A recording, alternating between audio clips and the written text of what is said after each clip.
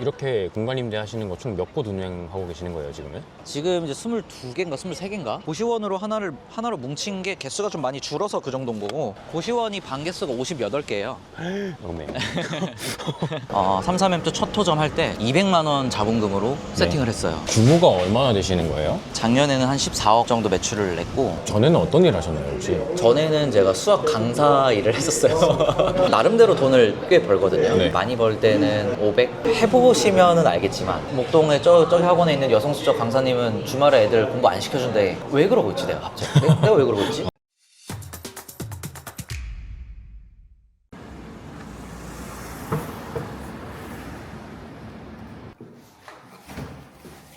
예, 안녕하세요. 안녕하세요. 반갑습니다.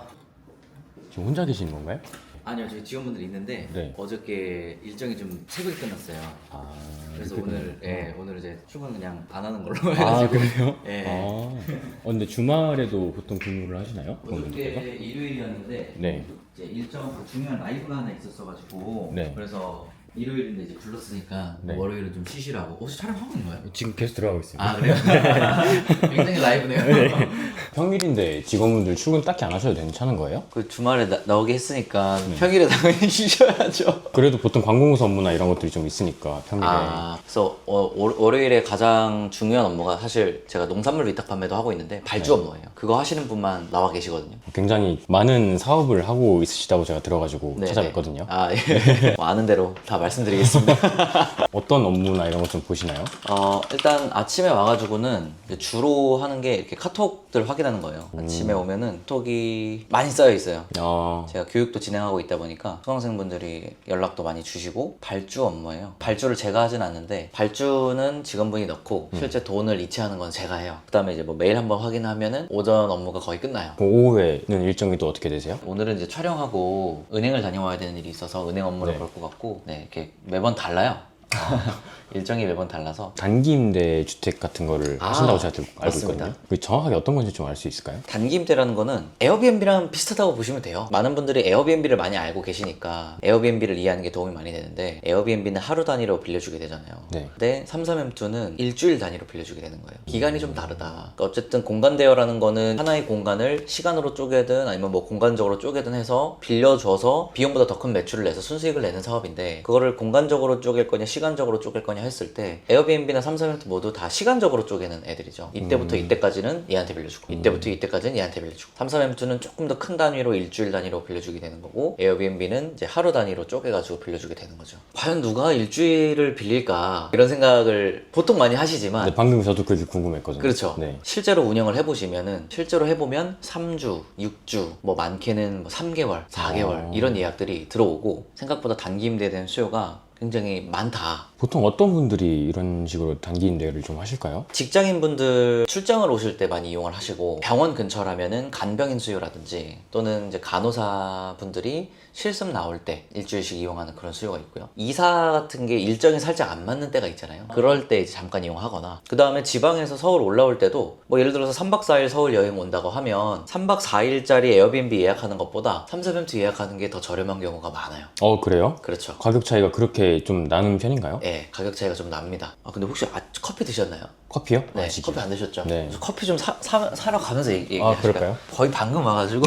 출근하시는 얼마 안 되시구나. 네, 규모가 얼마나 되시는 거예요? 작년에는 한 14억 정도 매출을 냈고, 그다음에 이번 연도는 어떻게 될지 모르겠는데, 이번 연도 1월 달에 3억 8천 정도 매출이 나왔어요. 3억 8천이요? 네, 단기 임대 사업은 시작한 지가 2년이 안 됐네요. 23년도 8월인가에 처음 했을 거예요. 어쩌다가 시작하시게 된 거예요? 전에는 쉐어하우스라는 걸 했었어요. 쉐어하우스요? 네, 근데 쉐어하우스도 생소하시잖아요. 처음 아까 들어봐요. 제가 뭐 공간으로 쪼갠다, 뭐 시간으로 쪼갠다 이런 말 했잖아요. 쉐어하우스는 공간으로 쪼개는 거예요. 방 하나씩을 누군가한테 빌려주는 거예요. 응답하라 시리즈에서 나왔던 맞습니다. 그런 거 맞죠? 약간 하숙처럼 생각하시면 돼요, 그냥. 편하게. 그거를 2개 호점, 지금 3개 하고 있는데, 성공적으로 이제 런칭을 하고 부동산 커뮤니티에 좀 얘기를 했는데, 어떤 후배가 저한테 와가지고 형님 이거 33M2라는 게 생겼던데 이걸 한번 해보세요 하는 거예요, 저한테. 실제로 해보니까 쉐어하우스보다 오픈하기도 너무 편하고, 그리고 예약도 훨씬 잘 들어오고, 아무래도 플랫 플랫폼에서 해주다 보니까 33M 첫 토점 할 때 200만 원 자본금으로 세팅을 했어요. 어떻게 그럴 수 있었냐면 거기는 보증금이 없는 곳이었어요. 200만 원으로 세팅을 해가지고 거기서 월에 85만 원씩 남았어요. 이해를 좀 잘 못하긴 했는데 상가나 건물을 매입해서 직접 운영하시는 게 아닌 거예요? 아니에요. 그게 아니고 내가 어떤 공간을 집주인으로부터 임차를 해요. 그 다음에 그거를 다시 재임대를 주는 거예요. 그거를 뭐라고 부르냐면 전대라고 불러요. 전대. 전데요. 예. 만약에 이제 피디님한테 빌려준다고 하면은 네. 이건 전대가 되는 거고, 근데 어쨌든 이렇게 계약을 하는 걸 집주인은 알아야 되잖아요. 그쵸? 그래서 요 계약이 전대차잖아요. 네. 이 전대차에 대한 동의만 집주인분한테 받으면 네. 합법적으로 운영을 할 수가 있는 거죠. 식사는 하셨어요? 아침에 식사요? 드셨어요? 아직 안 먹었어요. 안 드셨죠? 네. 빵 하나 드실래요? 근데 아까 집주인분께 허락을 받는다 하셨잖아요. 네. 근데 이걸 보통 허락을 해주시나요? 직접 임대해 주셔도 되는 건데. 좀 꺼려지죠? 네. 어떻게 말씀을 하시냐면 도대체 전대차 동의를 어떻게 받는 거냐, 네. 그걸 해주는 집주인들이 있냐 하시는데, 그런 게 이제 노하우인 거고 그거를 받아내는 게 노하우인 거고, 물론 당연히 안 해주는 분들의 비율이 더 많은 건 사실인데 됩니다. 수강생분들도 뭐 한 2주에 5명씩 전대차 동의를 받아요. 전세랑 월세뿐만 아니라 단기 임대료도 가능한 거네요, 그러면. 그렇죠. 아파트를 받아가지고 그곳이 33M 사업적으로 봤을 때 데이터가 괜찮다면 오히려 33M로 돌려버리는 게 훨씬 더 수익률을 높일 수 있는 거죠. 전에는 어떤 일 하셨나요, 혹시? 전에는 제가 수학 강사 일을 했었어요. 근데 완전 다른 부류 아닌가요? 어떻게 보면? 맞아요. 그리고 제가 과가 또 물리학과를 나왔거든요. 도대체 그런 것들을 왜 공부했나 모르겠어요. 네. 어쩌다가 이렇게 바꾸시게 됐는지. 이제 수학 강사가 되게 나름대로 돈을 꽤 벌거든요. 네. 한 400, 많이 벌 때는 500. 해보시면은 알겠지만 하루에 거의 12시간씩 일을 해야 돼요. 그러니까 주말 없이. 왜냐면 그러니까 수능을 보는 애들은 주말이 없잖아요. 그냥 수능이라는 날짜가 있을 뿐이지. 네. 걔네들을 놔두고 주말에 쉴 수가 없어요. 주말이라도 아침에 불러내서 공부시켜야 되고. 근데 그게 문화예요, 약간. 목동, 대치동의 문화. 그 지역만의 문화인 네. 거예요? 아니, 다른 데도 다 그렇게 해요. 그러니까 저만 안 할 수가 없는 거예요. 목동에 저기 학원에 있는 여성수적 강사님은 주말에 애들 공부 안 시켜준대. 그러면 안 오잖아요. 프리랜서거든요. 강사가 월 한 400 정도? 괜찮긴 한데 하루에 12시간 넘게 일해야 되지. 주말도 일해야 되지. 사실 이거를 일반 직장인 사무직으로 따졌을 때는 그냥 250 받는 직장인이랑 다를 게 없는 거예요. 워라벨이 떨어지는 거네요. 너무 떨어지죠. 뭐 그건 그렇다 치고. 네. 하지만 아이들을 가르치고 아이들을 성장시키는데 보람이 있지 않느냐 네. 했을 때 정말 보람이 있었는데, 내가 내 인생을 사는 게 아니라 내가 얘네 인생을 대신 살아주고 있는 느낌이 나는 거예요. 왜 그러고 있지 내가 갑자기? 내가 왜 그러고 있지? 내 성공을 위해서 지금 노력해야 될 시기 아닌가라는 생각이 들었던 거죠. 이건 제 개인적인 생각이에요. 네. 그래서 바로 그만뒀죠. 일단 그냥 나가신 거예요? 아니면 좀 다른 걸 병행해 보시다가 나가시게 된 거예요? 제가 10월 중순에 이 생각을 하게 됐고, 공부를 해가지고 쉐어하우스를 그때 오픈을 한 거예요. 그때 쉐어하우스 오픈을 하고 11월에 바로 또 하나 오픈하고 네. 쉐어하우스 2개를 만들어서 네. 현금으로 150만 원을 만들었어요. 그때도 그걸 매매해서 하신 게 아니라 임대해서 하신 네, 거죠? 맞아요. 네. 150만 원 정도면 먹고 살 수는 있겠다. 일단 바로 나왔죠. 1월 1일에. 그 다음에 이제 지금까지 흘러왔죠. 그럼 하시다가 이제 그 농수산물 위탁 판매 같은 경우에도 진행을 하시게 된 거고요? 맞아요. 농수산물 판매는 사실 작년에 시작했어요. 시작한 지 아직 1년이 안 됐어요. 제가 퇴사를 하고 앞에 1년은 공간 대여 사업을 위주로 많이 했고요. 그러고 나서 농산물 위탁 판매는 24년도 6월 달부터 본격적으로 시작을 했어요. 1년 안 됐죠. 9개월에서 10개월 정도 됐나요? 9개월에 10개월이요? 네. 얼마 안 됐습니다. 그거는 시작한 지가. 네, 저도 개인적으로 되게 궁금하긴 했거든요. 아. 저는 단편적으로 매매를 해서 이렇게 갖고 온다고 생각을 했거든요. 그것도 괜찮아요. 아, 그래요? 네. 근데 초기 자금이 많이 들어가다 보니까. 초기 자금이 많이 들어. 그러니까. 네.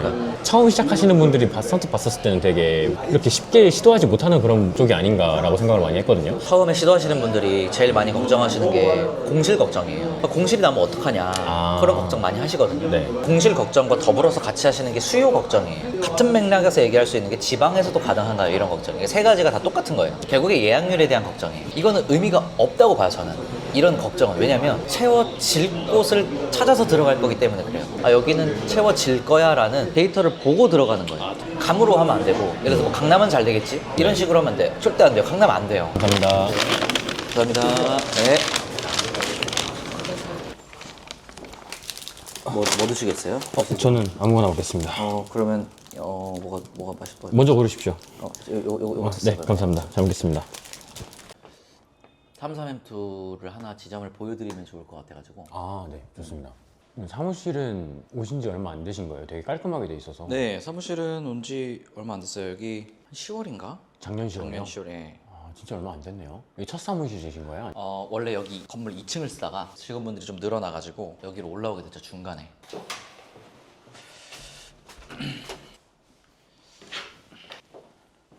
3개월 안에 5억 모으기가 네. 엄청 붙어있네요. 제 목표라서 지금 5억 정도 들어가는 투자가 하나가 있는데 계약금을 넣기로 했어요. 6개월 정도 안에 잔금을 치러야 돼요. 아 그래요? 네, 그래서 일단 계약금 넣어놓고 아 일단 저지르신 거네요. 네, 일단은. 내가 벌어서 무조건 낸다 생각으로 네.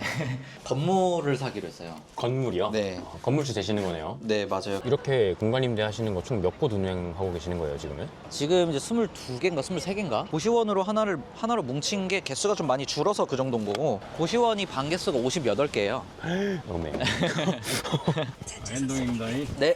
고시원에 그 정도로 들어갈 정도면 확실히 수익이 좀 더 있나 봐요. 고시원은 58개 호실이에서 한 방당 33만 원씩 나오거든요. 한 1,800만 원 정도 돼요. 월세랑 뭐 이것저것 빼면은 1,000만 원 정도 남는다고 보면 되는 거예요. 그럼 고시원 같은 경우에는 기본적으로 처음 들어가게 된 자본금이 얼마나 들어가요? 3억은 생각하셔야죠. 3억이요? 네. 최소 3억은 생각하셔야 되고, 저는 2억대로 들어갔어요. 아 그래요? 2억대로 들어가서 네. 거기를 밸류업을 했어요. 그러면 2억에 들어가시고 그 다음에 리모델링도 같이 하신 거잖아요. 다 해가지고 3억 7천 들었어요. 3억 10. 고시원은 진짜 좀 자본금이 필요한 이유가 다 캐시로 들어가야 돼요. 그러니까 대출이 안 나와요. 그럼 고시원은 상대적으로 좀 늦게 시작하셨겠네요. 고시원은 시작한 지가 4개월 됐죠. 진짜로 뭐 이렇게 되게 3억 얼마 막 이러면 되게 큰 단위로 느껴지실 거예요 아마. 네. 근데 시작이 아주 작은 3,3MT였다는 거, 투자금 500만 원, 뭐 700만 원짜리 3,3MT였다는 거를 좀 네. 생각을 해보시면. 시작하셨을 때 네. 주변 지인분들도 하시는 거 알고 계셨나요? 아니요? 그때 모르셨어요? 네. 아, 근데 제가 지인이 별로 없어요. 일주일 내내 12시간씩 일하시고 그러시다 보면 본인만의 시간이 없는 거잖아요. 어떻게 보면. 어떻게 지금이랑 비교해 보시면 좀 지금이 더 좋고 일정이 없어요. 사실 어떻게 보면 없앨라 그러면 없앨 수 있어요. 2달에 한 번씩은 외국에 나가니까 아무것도 이제 신경 안 써도 알아서 다 굴러가니까 좋죠. 그리고 아프면 쉴 수 있고, 강사 때는 아프면 못 쉬어요. 제가 쉬면은 네. 수능 보는 애들 어떻게 해요? 걔네들 쉴 수 없잖아요. 맞네요. 어. 감사합니다. 감사합니다.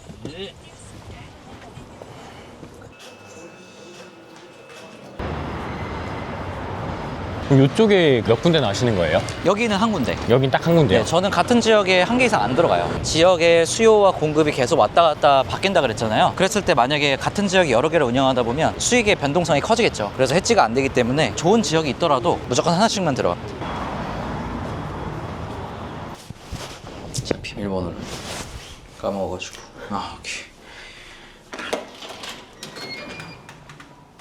들어오세요. 리모델링이 싹 돼 있네요. 여기 내부는 리모델링이 싹 돼 있죠.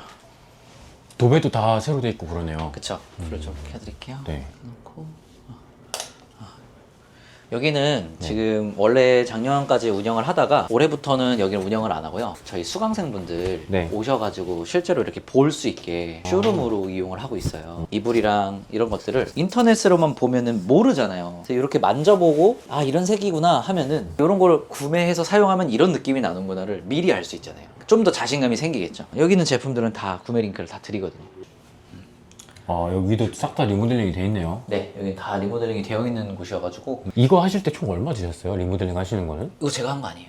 그래요? 집주인분이 해주신 거예요. 그럼 들어간 비용 자체가 침대랑 이런 거밖에 없겠네요. 여기 한 어떻게 보면. 150만 원밖에 안 들어갔어요. 여기는 월세가 얼마예요? 여기는 500에 65. 그럼 65만 원에 150 들어갔고 500 들어간 거잖아요, 보증금? 그렇죠. 근데 65만 원은 이제 매달 내는 거니까 투자금으로 생각하면 안 되고. 그냥 지출. 그렇죠. 그건 이제 월 지출 비용이니까. 뭐 복비 좀 추가하고 음. 하면은 700만 원 정도죠. 여기가 운영했을 때 한 달에 이제 한 40만 원에서 60만 원 사이로 남아요. 그렇죠. 왜냐면 월세 수익률로 따졌을 때 네. 평균적으로 50만 원이 남는다고 해도 네. 12개월이면 600만 원이 남잖아요. 네. 여기 700만 원 투자해서 1년에 600만 원 남기는 거면은 수익률이 거의 100%죠. 세팅할 때 제외하고 거의 신경을 네. 안 쓴다고 생각을 하면은 신경 안 써요. 그럼 진짜 부업으로서도 굉장히 메리트 있는 금액인 거잖아요. 그래서 60만 원이. 뭐 직장인분들, 사기업 다니시는 분들, 특히나 공무원분들 연락을 많이 하세요. 뭐 집주인분이 또 이거를 이렇게 해주셨다는 것도 이런 곳이 있어요. 이제 보통 공간 대여 사업을 하려고 할 때 초보자분들이 실수하는 게 뭐냐면 내가 살 집처럼 생각을 해서 외관도 깔끔하고 복도도 깔끔하고 다 겉에서 봤을 때 다 깔끔한 곳에 들어가려고 그래요. 그러면 고정비가 늘어나게 돼요. 예약이 한두 건만 안 들어와도 바로 마이너스가 나는 상태가 되는 거예요. 마음도 불안하고. 애초에 좀 오래되고 낡았지만 이렇게 잘 수리된 세대를 찾는다든가 이렇게 하게 되면 고정비도 줄어들고 어차피 손님들은 사진을 보고 오는 거기 때문에 괜찮고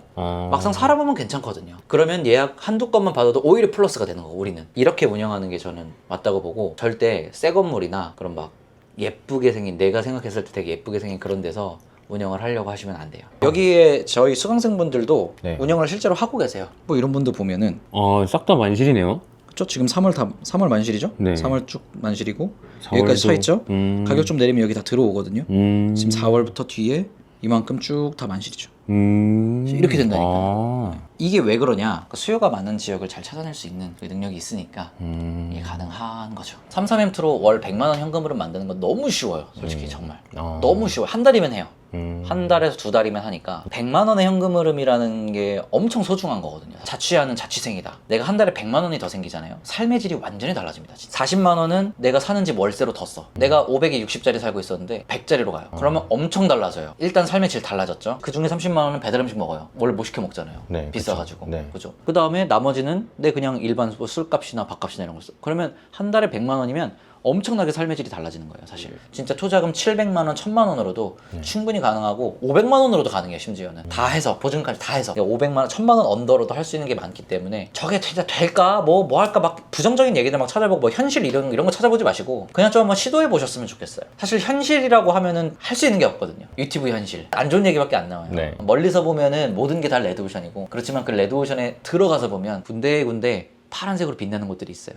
그런 곳들을 찾아서 들어가야 되는 거예요. 여기 이제 임대를 하고 나서 또 봐야 될 것들이 몇 가지가 있을까요? 색감에 맞게 잘 꾸며주셔야 돼요. 포인트 컬러가 뭔 것 같으세요? 화이트 그레이 살짝 그 중간인 것 같아요. 전체 톤인 거고 이 상황에서 화이트만 있다면 약간 밋밋했을 거예요. 근데 뭐가 있는 거냐면 저 친구가 있는 거예요. 저 친구가 여기가 이제 제가 여기를 찍은 사진이거든요. 네.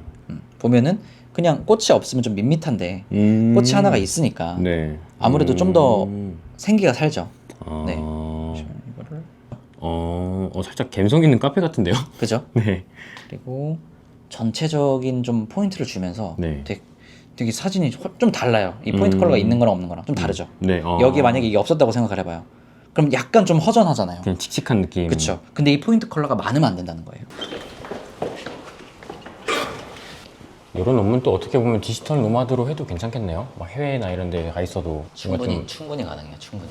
그 청소 임원이 한번 이제 세팅을 해두고 나니까 미리미리 이제 연락을 다 돌려놓고 외국을 나갔어요. 소매치기를 당한 거예요. 그래서 폰을 한국 돌아와서 이제 폰을 급하게 개통해서 봤는데 네. 그 동안에 아무런 문제 없이 네. 다 입퇴실 다 청소 다 완료되고 다 했던 거예요. 그래서 그냥 입실할 때 몇 시간 전에 예약 메시지 다 설정을 해놓으면 알아서 다 가요. 나는 계약 들어오면 승인 버튼만 누르는 거 빼고는 아무것도 안 해도 돼요.